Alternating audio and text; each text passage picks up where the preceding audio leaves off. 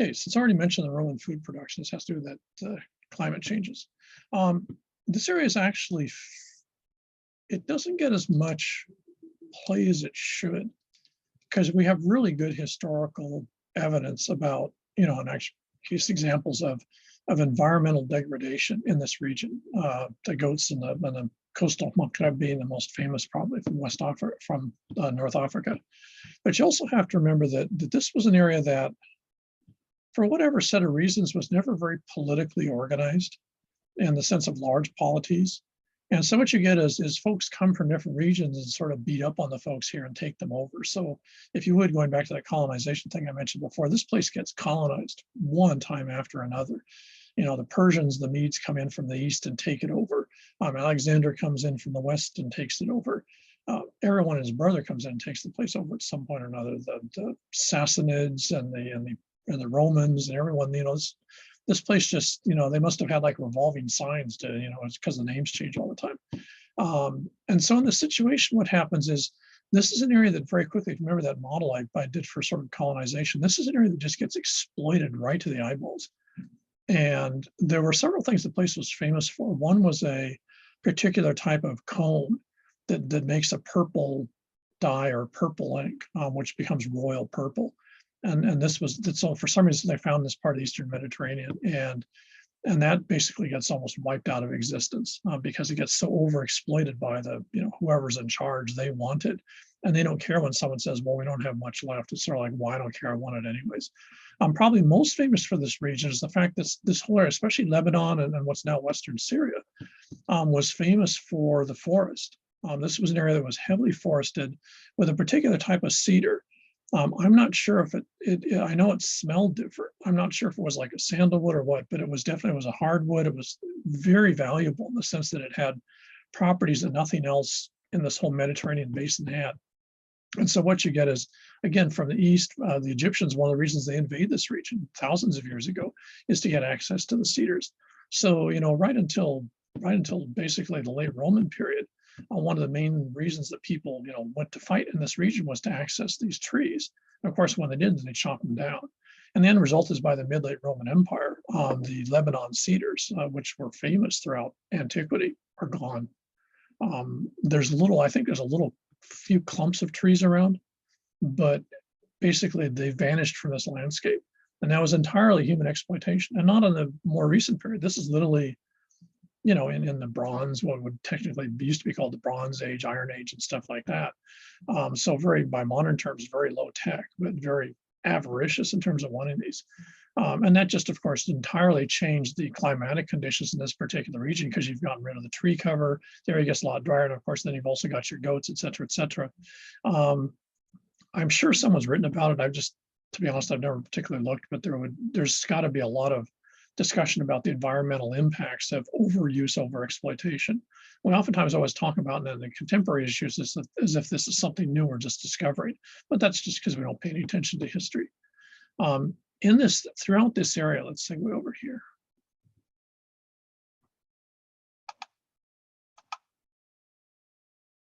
Oops, wait, I don't know if that, hang on a second. Throughout this area, what you find is that, as I mentioned this before, rivers and springs, oftentimes in this area called oases, become absolutely central. And you find that all your major settlements have to have a guaranteed, consistent source of water, which isn't surprising. What you also find is a huge proportion of them are located at the points where you can cross a river. Most famously would probably be Baghdad over here. Baghdad is literally between, there's two rivers here, the Euphrates and the Tigris. And Baghdad was in an area where you could cross both rivers. There were fords to cross the river because it's pre-bridges. And so not surprisingly, what happens is, one, you've got a large population here anyways, because it's easy to get around. But two, some genius very quickly realized if you go and fortify this area and you've got a pretty aggressive army, you can basically, tax anyone that wants to cross these rivers, because it's the only place you can cross them for quite a while. And so a lot of your urban centers in West Asia are tied to control of rivers or control of springs. because without them, you can just basically, you can have some enemy that wants to go all aggro on you. If you got the only spring for 100 miles around, you just sit on top of it like a lump and watch the guys die of thirst or leave. So control of water is the political reason of political structure for the region. And what you find less so in North Africa, because of course there your water's in many cases rainfall coming off the ocean. But when what's usually called the Middle East, almost all your urban centers, especially the really old ones, and you have to remember you've got settlements in this area going back to 8,000 years ago. So this is an area that had people early on, and in part because you have limited amounts of water. But where you do have water, you've got a very, human positive ecosystem in the sense that it's very attractive for people to set up shop, and they can do it in fairly large numbers. So on one hand, it sort of seems a paradox because a lot of this region is desert or near desert, but then at the same time, you find this is one of the first areas where urban settlements start up. Well, the other one would be China. And in this particular situation, it's because you've got this concentration of resources, and not surprising, you end up with a concentration of people, and then they've got to figure out how to deal with each other, and boom, you've got a incipient state formation. Now, what this means, and this becomes pertinent, especially when we're talking about now, is that your urban centers, Baghdad, for example, is within, I think, 100 miles of something like 6 or 8 cities that go back thousands of years. Damascus is within 20 miles of urban centers that go back about 5,000 or 6,000 years. So all these places, they might be modern, but they're literally within rock throwing distance of places that have been the same thing for a long time. This is one of the older areas of urban human occupation since of what we call cities. And that's really important because you have to remember, for example, these areas are cities while Greeks are still figuring out what a olive tree is. So all of this whole Western Europe thing really, really postdates what these people are up to. And so this area becomes, urbanized, politicized, state formation, all this type of stuff, thousands of years before, what becomes called Western Europe ever gets that, and they largely get that from the Romans. And so in that situation, these areas have a long, long, long history of being players and being in charge. And where that becomes hugely important is, again, you have to remember, everyone lives in their history. It's not the history that might be what you might call 100% accurate, but their social or ethnic history really defines how they see themselves. And so if you're Iraqi and you're from this area, from central Iraq, you see yourself as one of the most civilized people in the world that are from an area was civilized when guys in England or France were running around in skins being chased by bears. And so you see yourselves and you see your location, you see your now country, you see your ethnicity as being one of the oldest, most sophisticated in the world. And that's true of all this region. All these folks down here have a lot of attitude about when they were somebody's. If you're Iran, of course, that means that you were Persia, which goes back to the Persian Greek wars and stuff like that. So you've been in one way, shape, or form, you've been a player in sort of West Asian European politics for about 3,000-4,000 years. If you're this area here, you've been a player in regional politics, fighting with like the Egyptians when they were building pyramids and stuff like that, back again thousands of years. And so in that context, this is what you might call sort of a version of old money. These places were intellectual centers, Baghdad, Damascus, all these areas were major intellectual centers, and persisted through. For example, when the Roman Empire collapses in the West and they go into the quote dark ages, and a lot of the learning sort of disappears, it remains here. Even though Islam comes in, it doesn't really change the fact that Baghdad and Damascus, some other locations here, were basically the centers of learning west of China. And so if you were someone in Western Europe, you wanted to know something, whether it be medicine or whether it be geography or whatever, you went to these areas. Guys like Ibn al-Rashid, are famous. There's famous geographers. These guys are the first guys that are generating maps in what are called the Middle Ages. So these places were centers of learning, they were centers of religion, they were centers of pretty much everything. And they carried that torch. The political system changed, all the areas changed, and one might be Persia, other might be this area, but the whole region as a whole was the center of a lot of what oftentimes is considered Western learning, right down till the late Middle Ages. And so that persists. They all get folded within the Ottoman Empire, the guys in Turkey that basically conquer this whole area. again, the next guy coming in, next group coming in and started colonizing it. But their legitimacy and intellectually, in terms of being centers of knowledge and stuff like that, were just as strong under the Ottoman Empire, run from Istanbul and stuff like that, as it had been in periods before. Now, what becomes key is the areas outside of that. So, these areas here, once the Roman Empire collapses and the climate changes, they become marginal. The area south of here, so it's now Kuwait, Saudi Arabia, all this area, southern Iran, they were just basically, dry spots with a few Bedouin wandering around. So all your power, all your intellectual superiority, all your money, because you have to remember, these guys are, among other things, they're also the western end of the Silk Road coming from China. So your silks and all the stuff coming out of China are coming through, and they end up here in places like Beirut, Damascus, Baghdad, and they get traded to Europe and vice versa. Even the Crusades are only arguing about this area here, and it actually had more to do with accessing, controlling those resources than it did anything with, freeing the state of Jerusalem. So, everyone was always interested in this area, and these guys were always players. Now, this radically changes in the 20th century when the Ottoman Empire collapses, 1918, World War I's ended. The Ottoman Empire is in trouble anyways. But World War I, they backed the German side, and when World War I ends, that was the wrong side. And basically the Ottoman Empire just implodes.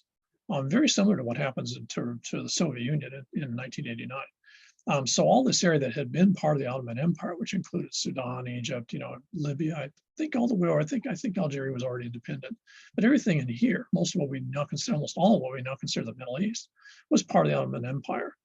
And so all of a sudden in 1918, bang, and that's gone. And for a lot of this region, there was an assumption, okay, now we can go back to being our own states, tied to their own sort of ethnic and historical heritage, which again went back thousands of years. And that doesn't happen. And the reason it doesn't happen very simply is because the Europeans, who of course had already colonized just about everyone else, jump into this whole region and basically colonize this area. Now they do it in a very post-World War I way.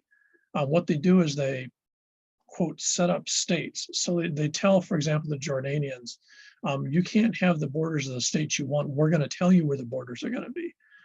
They set up the country of Saudi Arabia. So these countries were not demarcated by the locals. These countries were demarcated by the Brits and the French. So Iraq, for example, the borders of Iraq and Iran were demarcated by the French and the British, largely the French. Syria, same thing, Lebanon, Iran, etc. So all this area basically comes defined by two countries, the British and the French. And the region very simply is between 1880 and 1910. Well, actually, fair 1880 and then the end of World War I, 1918. There was an enormous technological change in the world. The world's change was going from power generated by wood and or coal, so you basically burn the stuff, to power generated by oil, which of course we're familiar with because it's what we got now still. The British were the first ones to sort of, the light was to go on there on that. And so they set up, a British Standard Petroleum, whatever, or Shell, I think, which is also a Dutch-British company. And they went in and they were already, looking at all the oil reserves here, which are some of the, most concentrated in the world. And what they basically did is when World War I ends, they jump into this area and basically say, hey, we're going to set you up as the country of Saudi Arabia, but you're going to let us drill for oil. And we're going to control the oil. So you guys can run the government. We'll pay you, X amount per, gallon of oil we pump out. So what you find is the British commercial interests tied to the fact that at the end of World War I, every Navy and every ship that floated was being run by oil. And when airplanes and cars start up, they're being run by gasoline. And so if you're the country that can control the major easy access source of these, which is this area, then you're the world's player. And that's what the British and the French jump into. And what they do is, because they're not happy with the guys to the north here, because they've got attitude and think they should have some say in this because they've been around for thousands of years, is they basically tell them to blow it out their ear. And they set up a bunch of new countries that aren't necessarily based on ethnicity or anything. For example, Saudi Arabia, the ruling family, the Sauds, we're basically just a group of Bedouins that are hanging around, and the British just come up one day and say, hey, you guys want to do a deal? We'll make you guys the rulers of the new country of Saudi Arabia, so you guys can take that place over, but you have to guarantee that you'll let us pump out as much oil as we want. And the Saud family's going like, yeah, what the hell, why not? So that's Saudi Arabia. So these countries don't have any reason for existence other than the fact the British and French found it convenient. And of course, what's more complicated is the fact that all the countries that had prestige, attitude, and history get left out of that. So this region, basically from here south, Kuwait south, is what you might call new money. But it wasn't institutionalized by the locals. It was institutionalized by the British and the French. And, you know, World War II, this area really didn't get involved in that, but it became even more important because having access to these resources basically was one of the major reasons why the Allies won. So what you find is the oil countries, which is usually what these guys are called, are very artificial. And it's also why, if you go back, you flash to the Iraqi-Kuwait war, that's why Iraq went and invaded Kuwait, because Kuwait had been part of Iraq, you know, for most of the last 4,000 or 5,000 years off and on. They'd been part of the same thing.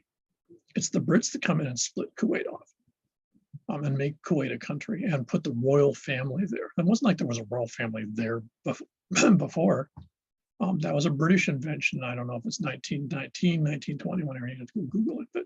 But so what you find is this whole region is set up in a way that is convenient to the Europeans, but has nothing to do with both the historical realities, ethnicity, or any other thing that basically underlies this particular region. And that becomes, as you might suspect, that can generate a ton of friction because there's a bunch of, especially when you think of the enormous amounts of money you're talking about, the desire to have it.